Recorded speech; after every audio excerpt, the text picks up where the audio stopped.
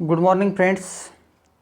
आपण last लेक्चरला ट्रान्सड्यूसर्स and sensors हा unit सुरू केलेला आहे. त्यामध्ये आपण सुरुवातीला बघितलं की ट्रान्सड्यूसर म्हणजे काय. तर the transducer is a device which converts one form of energy into another form for measuring purpose without affecting its original condition is called as a transducer. म्हणजेच काय, ट्रान्सड्यूसर हा असा डिवाइस आहे की जो एका फॉर्मच्या एनर्जीला दुसऱ्या फॉर्ममध्ये कन्वर्ट करतो. म्हणजेच physical energy will be converted into the electrical form in the form of voltage and current. This is called as the transducer. त्यानंतर आपण ट्रान्सड्यूसरचे बेसिक एलिमेंट्स बघितले, ज्यामध्ये की दोन एलिमेंट्स आहेत. एक आहे सेन्सिंग एलिमेंट आणि दुसरा आहे ट्रान्सकंडक्टन्स एलिमेंट. सेन्सिंग एलिमेंट हा फिजिकल प्रॉपर्टी जी आहे किंवा फिजिकल क्वांटिटी जी आहे तिला सेन्स करतो आणि तो ट्रान्सड्यूसरला कन्व्हर्जनसाठी सेंड करतो. तर याच्यामध्ये सेन्सरचं काम आहे to detect or sense the parameter, magnitude and also any change in the physical quantity. आणि ट्रान्सकंडक्टन्सचं काम आहे किंवा ट्रान्सड्यूसरचं काम आहे जो फिजिकल क्वांटिटी त्याला अप्लाय झालेली आहे सेन्सर थ्रू तिला कन्वर्ट करण्याचं काम in the form of electrical energy हे ट्रान्सड्यूसर करत असतो. ओके, तर याच्यामध्ये दोन टाईपच्या कॅरेक्टरिस्टिक्स आहेत. एक आहे स्टॅटिक कॅरेक्टरिस्टिक आणि दुसरे आहे डायनॅमिक कॅरेक्टरिस्टिक. आता स्टॅटिक कॅरेक्टरिस्टिकमध्ये accuracy, span, error, range, repeatability, reproducibility, precision, sensitivity, environmental compatibility, ruggedness, linearity ह्या सर्व गोष्टी येतात. आणि डायनॅमिक कॅरेक्टरिस्टिक जे आहेत त्यामध्ये दोन गोष्टी येतात. एक आहे स्टेट पिरियडिक आणि दुसरी ट्रान्झिएंट. त्यानंतर आपण काही बघितलं की selection criteria of the transducer. म्हणजे जेव्हा आपल्याला ट्रान्सड्यूसर सिलेक्ट करायचं आहे त्यावेळेस आपण कुठल्या कुठल्या गोष्टी लक्षात घेतल्या पाहिजेत. तर त्यामध्ये आहेत nature of measurement required, cost of sensors, accuracy required, output power of sensor, speed response of sensor, linearity of sensor, signal conditioning requirement, nature of output, reliability of sensor, maintainability of sensor. ह्या काही गोष्टी आपल्याला transducer purchase करताना आपल्याला विचारात घ्याव्या लागतात. म्हणजेच जेव्हा आपल्याला सिलेक्शन करायचं आहे ट्रान्सड्यूसरचं त्यावेळेस या गोष्टी आपल्याला विचारात घ्यावे लागतात. त्यानंतर आहे आपण बघितलं की क्लासिफिकेशन. ट्रान्सड्यूसर 4 टाईपमध्ये क्लासिफाय केल्या जातो आहे. एक आहे प्रायमरी अँड सेकंडरी, दुसरा आहे पॅसिव्ह अँड ॲक्टिव्ह, तिसरा आहे ॲनालॉग अँड डिजिटल आणि चौथा आहे मेकॅनिकल अँड इलेक्ट्रिकल. आता बघा, प्रत्येक ट्रान्सड्यूसरचं काम काय आहे की फिजिकल क्वांटिटी जी आहे तिला सेन्स करून दुसऱ्या फॉर्ममध्ये कन्वर्ट करण्याचं काम ट्रान्सड्यूसर करतो आहे. आता प्रायमरी आणि सेकंडरी ट्रान्सड्यूसर म्हणजेच काय, तर प्रायमरी ट्रान्सड्यूसर म्हणजेच काय, कुठलीही physical quantity converted into non electrical phenomena is called as a transducer. Okay, म्हणजेच काय, change in physical phenomena and convert it into non electrical phenomena is called as a primary transducer. आणि secondary transducer काय करतो, we sense or respond to a physical phenomena and convert it into analogous electrical quantity is called as the secondary transducer. म्हणजेच काय, primary transducer physical quantity जी आहे त्याला convert करतो. Okay, आणि सेकंडरी ट्रान्सड्यूसर तुमच्या फिजिकल क्वांटिटीला इलेक्ट्रिकल क्वांटिटीमध्ये कन्वर्ट करतो आहे. ओके, त्यानंतर आपण बघितलं की passive and active transducer. Passive transducer म्हणजेच काय, the transducer which drive the power required to transconductance from auxiliary power source is called as the passive transducer. म्हणजेच काय, ज्या ट्रान्सड्यूसरच्या ऑपरेशनसाठी एक्सटर्नल पॉवरची आवश्यकता पडते त्याला पॅसिव्ह ट्रान्सड्यूसर म्हटलेलं आहे. आणि ज्या ट्रान्सड्यूसरला एक्सटर्नल पॉवरची आवश्यकता नाही आहे त्याला ॲक्टिव्ह ट्रान्सड्यूसर असं म्हटलेलं आहे. ओके, त्यानंतर आपण बघितलं ॲनालॉग अँड डिजिटल ट्रान्सड्यूसर. ज्या ट्रान्सड्यूसरचं आउटपुट ॲनालॉग फॉर्ममध्ये येतं त्याला ॲनालॉग ट्रान्सड्यूसर म्हटलं. जो ट्रान्सड्यूसर कुठलीही फिजिकल क्वांटिटी ही डिजिटल फॉर्ममध्ये कन्वर्ट करतो किंवा पल्सेसच्या फॉर्ममध्ये कन्वर्ट करतो, त्याला आपण डिजिटल ट्रान्सड्यूसर्स असं म्हटलेलं आहे. आता याचे काही ॲप्लिकेशन्स आहेत, जसे की measurement of weight, force and torque, त्यानंतर mass, volume, area, speed, acceleration, temperature, pressure, differential pressure, flow, liquid flow, density, velocity, moisture current and humidity, conductivity, force and displacement, ह्या ज्या क्वांटिटी आहेत हे मेजर करण्याचं काम आपण with the help of transducer करू शकतो. ओके. आता इलेक्ट्रिकल ट्रान्सड्यूसर म्हणजेच काय, तर transducer which transform the non electrical म्हणजे physical quantity into analogous electrical signal voltage आणि करंटच्या फॉर्ममध्ये is called as the electrical transducer. Okay. आता याच्यामध्ये इलेक्ट्रिकल ट्रान्सड्यूसरचे जर एक्झाम्पल बघायचे असेल तर त्यामध्ये LVDT, thermocouple, thermistor, photodiode, quartz crystal, load cell, microphone, RTD ह्या काही गोष्टी येतात. ओके. आता इलेक्ट्रिकल ट्रान्सड्यूसरचे जे टाईप्स आहेत त्यामध्ये thermoelectric, inductive, capacitive, pressure, piezoelectric आणि फोटो व्होल्टाईक असे काही टाईप्स येतात. ओके. आता या गोष्टी आपण लास्ट लेक्चरला स्टडी केल्यात. त्यानंतर आपण बघितलं की वेगवेगळ्या प्रकारचे ट्रान्सड्यूसर आहेत, जसे की रेजिस्टिव्ह ट्रान्सड्यूसर आहे, the transducer that convert the parameter to be measure into change in resistance which can be calibrated in terms of the measurand is called as the resistive transducer. आता त्याचे example म्हणजे strain gauge, temperature detector etcetera. Okay. इथपर्यंतचा topic आपण बघितला होता. Okay. आता आपल्याला बघायचं आहे on the basis of transconductance principles use, म्हणजेच resistive transducer, capacitive transducer, inductive transducer, voltage and current generating transducers. आता इथे काही आपल्याला क्लासिफिकेशन ऑफ ॲक्टिव्ह ट्रान्सड्यूसर दिसत आहे. ॲक्टिव्ह ट्रान्सड्यूसर म्हणजे photovoltaics, thermoelectric, electromagnetic, piezoelectric, chemical आणि अजून काही आहेत. Okay. These are the types of active transducers. आता दुसरा आपण बघितला passive transducer, the transducer which electrical parameter that is resistance, inductance, capacitance change with change in input signal are called as the passive transducer. For its operation it required the external source of power. Okay. आता in such ट्रान्सड्यूसर्स electrical parameters that is resistance, inductance or capacitance causes a change in voltage, current or frequency of the external power source. आता passive ट्रान्सड्यूसरचे काही classification दिलेले आहेत. एक आहे variable resistance, variable reactance, opto electronic आणि hall effect type. Variable रेजिस्टन्समध्ये एक आहे strain gauge आणि दुसरा आहे थर्मिस्टर, पोटॅन्शिओमीटर आणि फोटो डिटेक्टर किंवा फोटो कंडक्टर, त्याला LDR असं म्हटलेलं आहे, लाईट डिपेंडंट रेजिस्टर. व्हेरिएबल रिॲक्टन्समध्ये दोन टाईप आहे, एक आहे इंडक्टिव्ह आणि दुसरा आहे कॅपॅसिटिव्ह. इंडक्टिव्हमध्ये 3 टाईप्स आहेत, व्हेरिएबल रिलक्टन्स, व्हेरिएबल परमिएबिलिटी आणि LVDT. ऑप्टो इलेक्ट्रॉनिकमध्ये 2 टाईप्स आहे, फोटो इमिसिव्ह आणि फोटो कंडक्टिव्ह, आणि एक शेवटचा टाईप आहे त्याचा हॉल इफेक्ट टाईप. ओके. आता बघा आपल्याला इथे एक टाईपचा ट्रान्सड्यूसर स्टडी करायचा आहे, जसं की inductive transducer,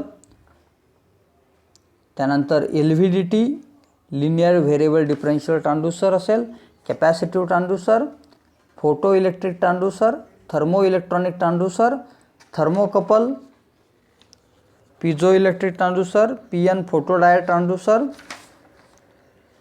phototransistor transducer, proximity sensors. आता बघा इथपर्यंत आपल्याला ट्रान्सड्यूसर स्टडी करायचे आहेत आणि त्यानंतर आपल्याला काही सेन्सरचा पार्ट स्टडी करायचा आहे, जसं की प्रॉक्झिमिटी सेन्सर्स आहेत, इंडक्टिव्ह प्रॉक्झिमिटी सेन्सर्स आहेत, सिलेक्शन फॅक्टर्स ऑफ ट्रान्सड्यूसर्स दिलेले आहेत जे आत्ताच आपण बघितलेत. ओके. हा टॉपिक आपल्याला यामध्ये स्टडी करायचा आहे. तर आपण आता 1 बाय 1 एक टॉपिक त्यामध्ये स्टडी करूया. पहिला आहे थर्मिस्टर. ओके. आता a thermistor is a type of resistor whose resistance varies significantly with temperature. म्हणजे जसं टेम्परेचर तुमचं व्हॅरी होणार आहे तसं याचा रेजिस्टन्स व्हॅरी होतो. Semiconductor thermistor have a negative temperature coefficient that is as a temperature increases resistance decreases. म्हणजे temperature वाढलं त्याचा रेजिस्टन्स डिक्रीज होतो, टेम्परेचर कमी झालं रेजिस्टन्स वाढतो. The word is contraction of thermal and resistor.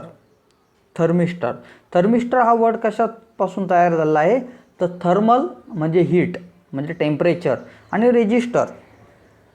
Okay, thermal plus रेजिस्टरपासून thermistor हा word तयार झालेला आहे.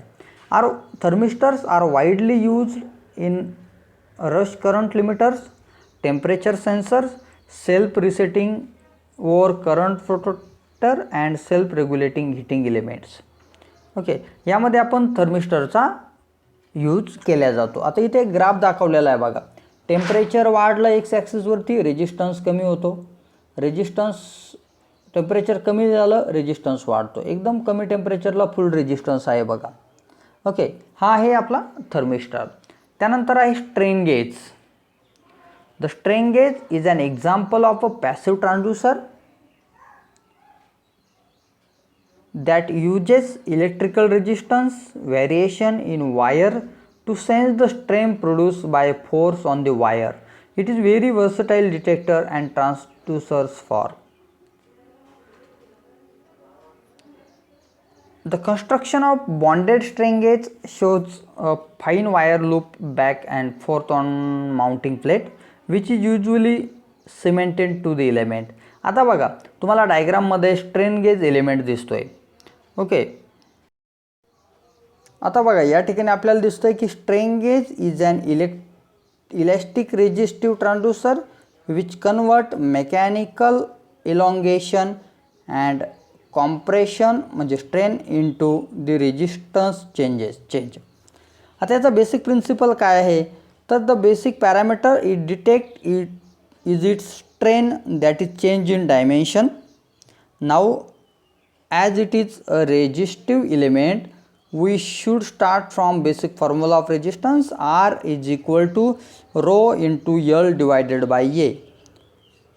Okay, rho is nothing but sensitivity of material, L length of material आणि A is nothing but cross sectional area. Okay, म्हणजेच काय होतं आहे रेजिस्टन्स जर तुमचा वाढला तर त्याची resistance is directly proportional to the length असं दाखवलं आहे. Now when the strain gauge undergoes tension or compression its dimension are changed. Thus when strain gauge undergoes tensile force or stress its dimension changes according to resistance change. म्हणजे बघा याच्यामध्ये काय होतं आहे की हा पॅसिव्ह ट्रान्सड्यूसरचा एक्झाम्पल आहे. तुम्ही स्ट्रेन गेजमध्ये फोर्स जसजसा अप्लाय कराल तसतसे याची लेंथ चेंज होते म्हणजे त्याचा क्रॉस सेक्शनल एरियाही चेंज होतो. म्हणून आपण फॉर्म्युला बघितला R is equal to rho into L divided by A. Rho म्हणजे रेजिस्टिव्हिटी ऑफ मटेरियल, L म्हणजे लेंथ ऑफ मटेरियल आणि ए म्हणजे cross sectional area. Okay, this is the formula from the equation of resistance. L increases, cross sectional area decreases. From the equation reached R is equal to rho into L divided by A and R increases means L increases म्हणजे resistance जर वाढला length वाढली तर resistance वाढतो, cross sectional area कमी होतो. Okay, this is the fundamental for the strain gauge. त्यानंतर आहे थर्मोकपल. आता बघा थर्मोकपल म्हणजेच काय a pair of junctions of two dissimilar metals kept at two different temperature is called a thermocouple. म्हणजे दोन वेगवेगळे मटेरियल वेगवेगळ्या टेम्परेचरचे मटेरियल हे वेगवेगळ्या ठिकाणी जर ठेवले आपण तर त्याला थर्मोकपल असं म्हटलं आहे. म्हणजेच काय a mechanical device in which heat energy is converted into electrical energy is called a thermocouple. म्हणजे मेकॅनिकल डिव्हाइस आहे ज्यामध्ये हीट एनर्जी तुमची इलेक्ट्रिकल एनर्जीमध्ये कन्वर्ट केल्या जाते is called as the thermocouple. as the junction temperature increases, a small voltage is created in the loop. The voltage produced at the junction of the dissimilar metal is due to phenomena is called as the feedback effect. Higher the temperature at the junction, greater the voltage produced by the junction. The relationship between voltage and temperature is constant and therefore graph will be linear. आता बघा, thermocouple म्हणजेच काय सांगितलं आपण, a thermocouple is form by two different metals join at one point. दोन वेगवेगळे metal हे तुम्ही जॉईन केलेले आहेत. ओके, तर वर्किंग प्रिन्सिपल बघताना this thermocouple can be used as a thermoelectric thermometer for measurement of a temperature. This is immersed in the liquid or else it is placed touching the material whose temperature is to be measured. म्हणजे तुम्हाला ज्या मटेरियलचं temperature measure करायचं आहे त्या लिक्विडमध्ये तुम्ही याला insert करू शकता किंवा त्या सबस्टन्सच्या जवळ तुम्ही ठेवून त्याचं टेम्परेचर सेन्स करू शकता. A sensitive potentiometer is use for measuring thermo EMF. Okay, this is the working principle of thermocouple. त्यानंतर आहे लिनियर व्हेरिएबल डिफरन्शियल ट्रान्सड्यूसर्स किंवा transformer. Okay, linear variable differential transducers. आता LVDT is most widely use transducer for measurement of linear displacement. It is basically a transducer with one primary winding, two secondary windings and movable soft ferrite core. एक primary winding आहे, दुसरी secondary winding आहे आणि त्या दोन्हीमध्ये soft ferrite core एक मोव्हेबल आहे की जी तुम्हाला डिस्प्लेसमेंट मेजरमेंट करण्यासाठी आपण त्याचा यूज केला जातो आहे. इथे दिसतंय तुम्हाला फिगरमध्ये एक प्रायमरी वाइंडिंग वापरली, नंतर दोन सेकंडरी वाइंडिंग आणि त्याच्यामध्ये फराइट कोर वापरले आहे. Passive inductive transducer requires external source of power.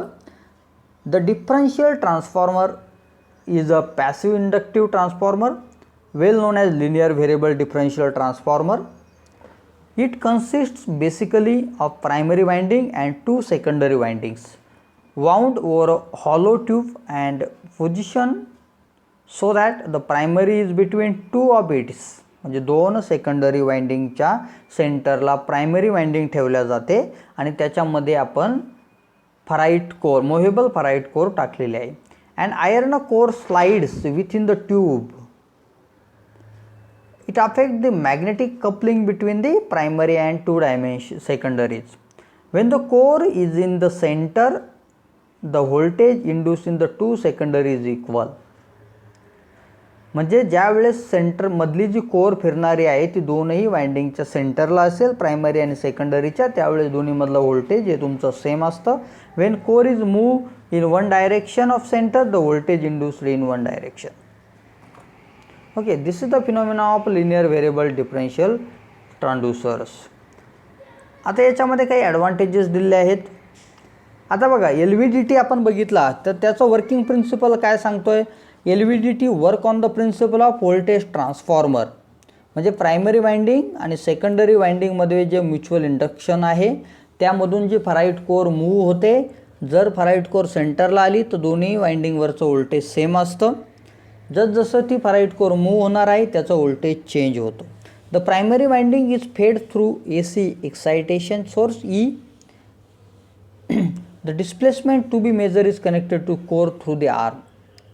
The entire assembly is enclosed in stainless steel body with electromagnetic shielding. म्हणजे स्टेनलेस स्टील बॉडीमध्ये ते पूर्ण असेंबल केलेलं असतं. The primary winding of LVDT is fed by AC excitation. Primary वाइंडिंगला आपण तुम्हाला फिगरमध्ये दिसतंय की AC सप्लाय अप्लाय केलेला आहे. Then this voltage is transfer to secondary due to mutual inductance between the two primary windings. Okay, आता यामधलं जे म्युच्युअल इंडक्टन्स आहे दोन्हीमधला, प्रायमरी वाइंडिंगचा M1, सेकंडरी वाइंडिंगचा M2, तो चेंज होतो due to the position of centre ferrite core. म्हणजेच काय, when the core is at null position the secondary voltage, null means the at the centre, the secondary voltage are equal and output voltage will be 0. At the core move toward the secondary winding, at upward the voltage become greater than the upper voltage greater than the lower winding. Thus the voltage is core movement of the output appears. म्हणजेच काय, ज्या वेळेस सेंटरची G object आहे तो वरच्या साईडला move होतोय त्यावेळेस जो V1 व्होल्टेज दाखवलेला आहे ते वाढतं. जेव्हा कोर साईड खालच्या साईडला येते त्या फेराइट कोर तेव्हा तुमचं व्होल्टेज V2 हे इन्क्रीज होतं आहे. Okay, this is the working principle of a LVDT. आता it has some advantages. It has high accuracy and good stability, easy for fabricate and install. The transformer characteristic is linear. Input is directly proportional to output. They can withstand with a high temperature. It consumes very less power. It has low hysteresis loss and good repeatability. A rugged construction. Its output is very high. Okay, these are the some of the advantages, and it has some of the disadvantages. LVDT is prone to errors due to temperature. For getting the appreciable differential output, relatively large displacement is required. LVDT is sensitive to straight magnetic fields. The dynamic response is limited to LVDT due to mass of core. Okay, this is the part of ट्रान्सड्यूसर्स. आता आपण next लेक्चरला आपण काही सेन्सरचे types आपण या ठिकाणी study करूयात, कारण की हा जो युनिट आहे हा छोटा युनिट आहे, 2 पार्टमध्ये डिवाइड झालेला आहे. एक आहे ट्रान्सड्यूसर आणि दुसरा हा पार्ट आहे या युनिटचा sensors. Okay, thank you to all of you.